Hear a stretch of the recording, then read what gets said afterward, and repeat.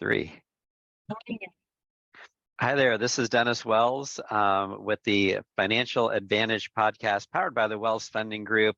Thank you so much for joining us here today. Super excited to have Kim Ingram with us today. Kim is a realtor currently with Coldwell Banker in Chicago, licensed Chicago and Indiana, and just a successful agent, and super excited to have you with us. Kim, thank you for joining us today. Thank you for having me. I'm excited to be here with you. Awesome. Awesome. So tell us a little bit about how you got started in the real estate business. Oh, wow. Dennis, I got started 28 years ago. Oh, my goodness. Yeah. So, and it was after having experienced a bad real estate deal for my personal. It was when I purchased my first home. So I decided I could probably do this better. So I did it. So I've been doing it ever since. Off and on. I've had some times when I'm like, okay, I'm done. But for the most part, I've been in it the whole 28 years. Okay.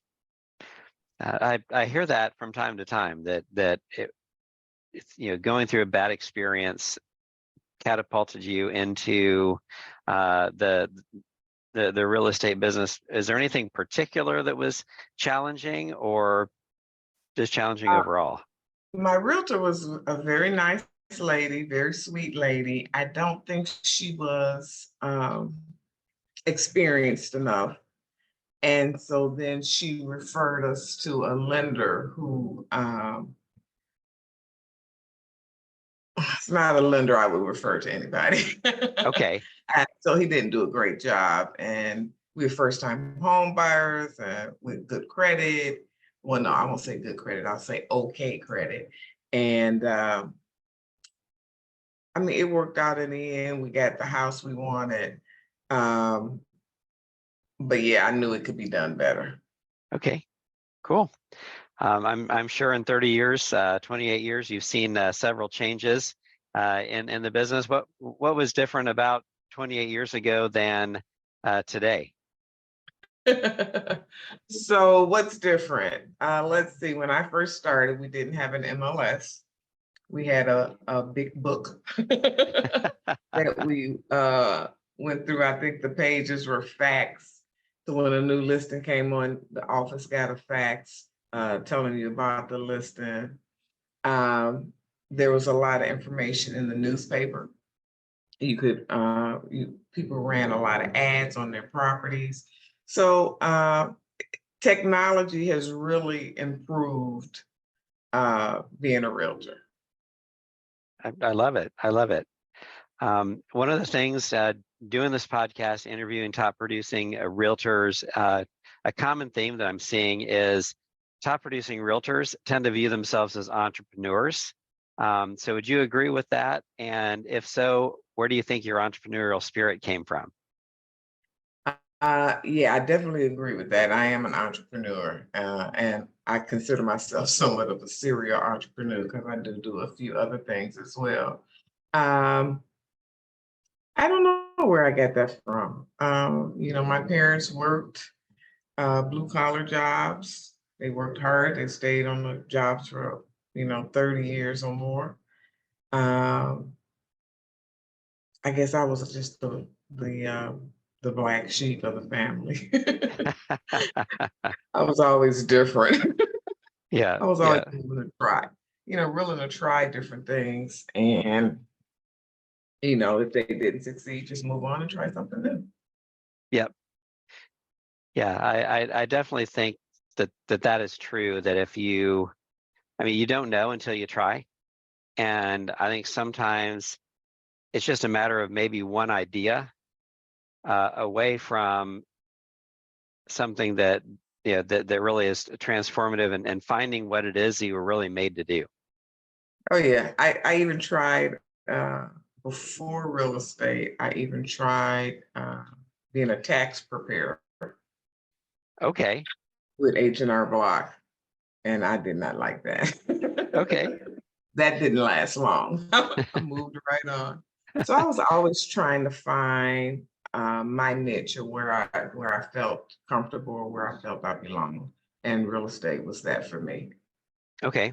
Okay. Anything particular about real estate that, that lights your fire or makes you like that this is my calling? I love first time home buyers who thought they couldn't buy or thought it was out of their reach, and realize, no, we can do this. Let's do this. And just the excitement in their eyes and being able to help them. I get a real charge out of that. Yeah. Yeah. And I think that's part of the entrepreneurial thing as well, is sometimes, well, a lot of times, right? Being able to see what other people can't, and being Mhm. able to have that faith and be able to impart that into someone else who, that you can see that they can do it, and maybe they can't even see it for themselves, but Right. giving them that opportunity. Or their families never owned a home, so they never even thought about it, but they're paying over $2,000 a month in rent, and you're like, let's take a look. Let's just look and see, if we can do this. And a lot of times, most times, it's possible. It might not be right away. You might have to do a few things beforehand. Um, but yeah, the excitement that they have, and the joy that they have once they get those keys at the closing. I love it. Now, most of your clients, do they get referred in from other people that you've helped? Yeah, so I'd say the bulk of my business is referrals. Um, I do some advertising as well, but yeah, the bulk would be from referrals. And I have a couple of clients who have referred me to every friend they have, which I love. Yeah. They're Yeah. special. Well, and that's when, that's when that you're doing a great job. I mean, there is something to, when you enjoy something, um, the joy is not complete until you actually share it with someone. So you go to a new restaurant and it's really good. You want You to tell don't fully everybody. enjoy that until you tell everybody. It's like, hey, you got to try this new place.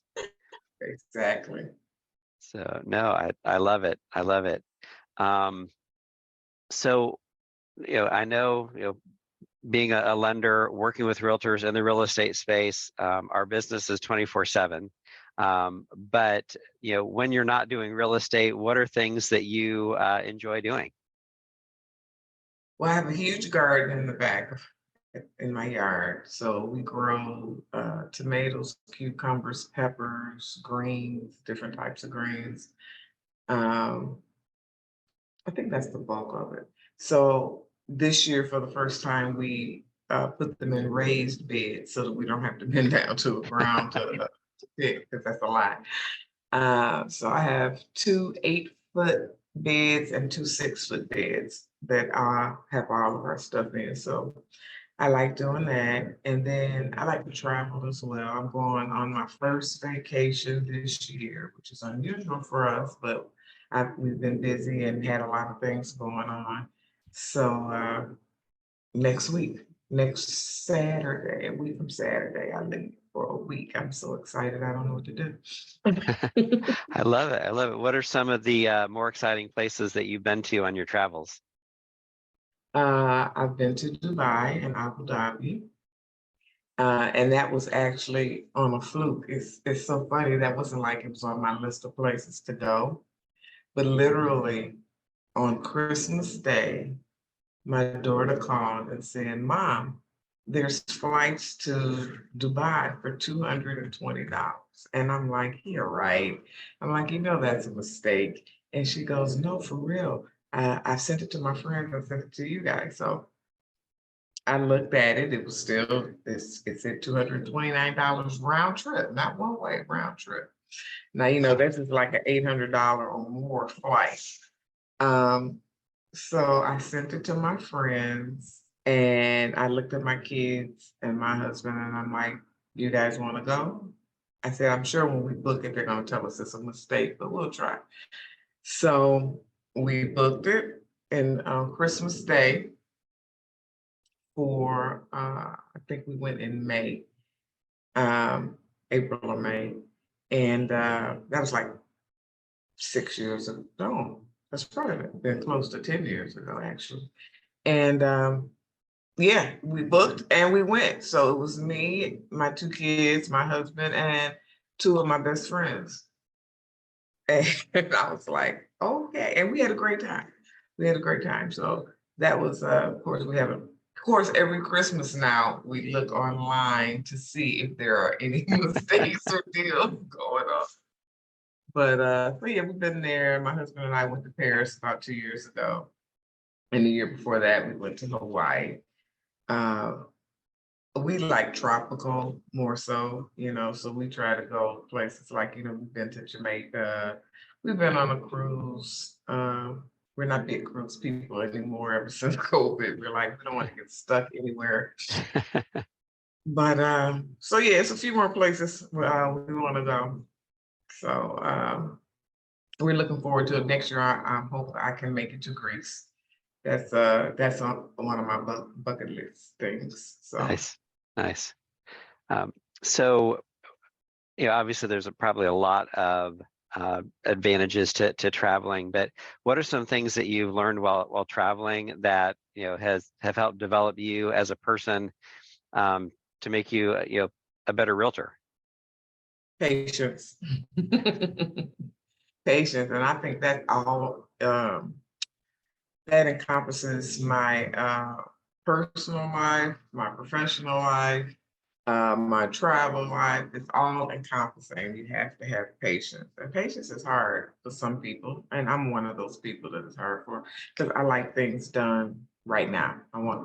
You know, I want to see the end result quickly. Um, so as far as that's concerned, I'm still kind of growing in that area. But I'm pretty patient now, much better than I was when I was like in my 30s. And I was like, now. But Yeah, yeah, I think that's a big thing. and gardening, I would think helps with that as well, because gardening It is, you does. have to be very, you sow, and then you work and you work and you work and you work, and then eventually you Yeah. reap. Hmm. So Kind of like yeah, real estate. that's one. That's one of the things I enjoy about gardening. It's relaxing, and you have an opportunity to just kind of reflect because it's just you and the plants out there. Yep. Very, very good. So what are some things that you do, as a professional realtor, to add value to your clients that set you apart from other real estate agents? Well, I would hope other real estate agents are doing some of these things because I do a um, pre-buyer consultation where I provide different resources as far as, and people aren't required to use them, but these are people that I've used before in the past. So I provide a list of attorneys and home inspectors and lenders. Um, I also, talk to them about their current situation. Do they know their credit score? That type of thing. So, because it gives me a better idea of what lender to put them with, because I know, this lender has this program. Oh, I have great credit, but I don't have any money. Okay, so we need some grants, that type of thing. So I do all of this prior to taking people out to see houses. Yeah, it's super important that that people understand before they get out there, things like what their budget is, what they're looking for, because it doesn't do anybody any good to either look at a house that is too high priced, or on the other end to look at something that's too low priced and feel like, well, there's not anything that I can get for what I want to spend, when maybe they do need to increase their budget a little bit, that they have the capacity. Like you're saying, maybe they've been making $2,000 a month in a rent payment. Yeah, maybe they'd want $1,500 for a mortgage, but you get a much better house, spending that Right. additional 25% a month. Exactly. Exactly. And I will not take people to houses that they cannot afford. Because what happens is when they see that house, everything they see after that that's in their budget doesn't compare. So then there's this disappointment factor. And, look for a house is supposed to be fun. You're supposed to be out there, excited and happy about it and not always comparing it to, oh, that other house had this, Hmm. it makes no sense. Yep. But people get upset when I say, like, well, can I just go see it? I'm like, no, I'm not going to take you to see it. Right, It's right, just, it's just going to create a problem. So I'm not going to right, do it. right. Yeah, because you don't want to set yourself up for a situation where you're feeling like you're settling, even though you're really not. Right. Yeah, yeah, I love it. Um, so I know we had a discussion before about community involvement and things that you're different community activities you're involved in. What are some things that you do to give back? I work with my church. I'm actually the chair with our housing ministry. So we work with providing resources and information to the congregation and to the community, through resource fairs and that type of thing. I also host along with another realtor, I host a hat and scarf collection that we do and donate to different not-for-profits or shelters. Once a year at Christmas time, we do that. And I'm trying to think what else. At one point I had a lot going on. I had to slow down a little bit. I'm like, okay, I need to sell some more real estate. Um, and then I just participate and I like to do different events, like participate in the gospel run or the which is for not for profit, and then also can't think of the other one. Oh, the Sister Strut, which is a walk for breast cancer. Okay.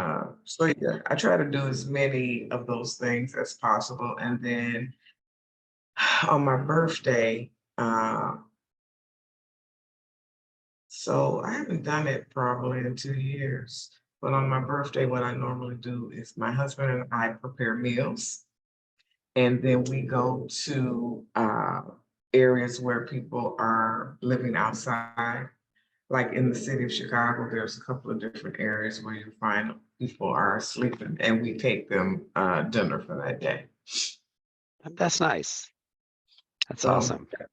that's my stuff. I feel like it's still not enough, but I'm No, trying.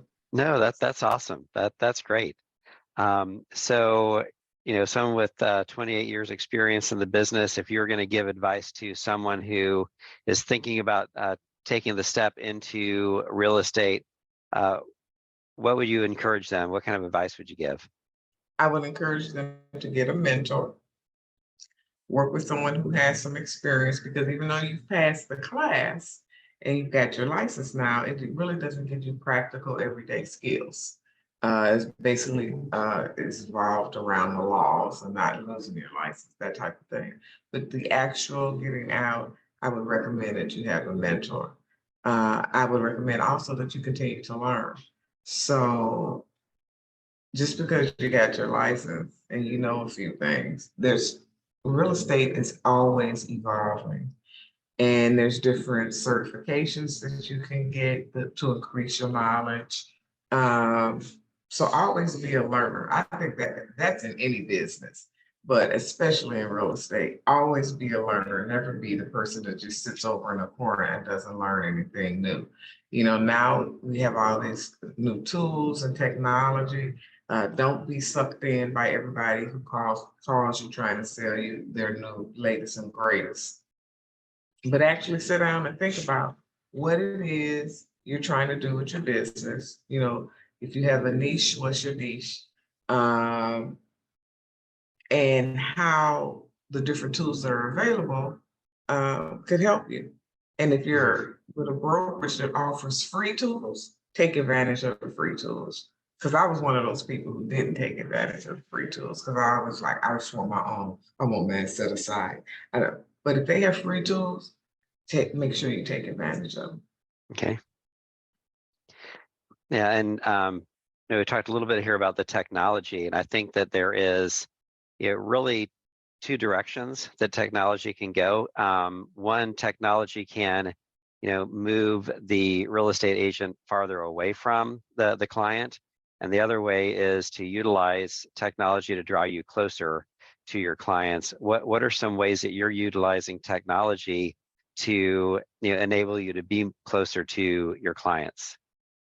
Well, I want to be out in the field talking to people, making new connections. So I don't have a problem using like a bot to respond to an inquiry online, or using a tool to create graphics that I can do it quickly so that I'm not spending a lot of time working on it, or even hiring someone to do it, so that I can be out and about at events and meet people, showing homes, of course. So that type of thing. There's so much, and I look at everything because I'm kind of a technology geek, I would say. So I spend way too much time looking at different stuff. And some of it right away I can be like, oh, this is, I don't need this.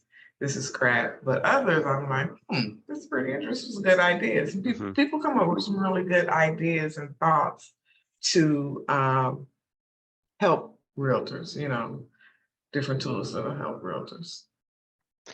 Yeah, I see the same thing in our industry as well. If there's if there's a way to utilize technology to not eliminate what I'm doing, but to come over the top and accentuate it, so yeah, people can, respond to a bot and book an appointment.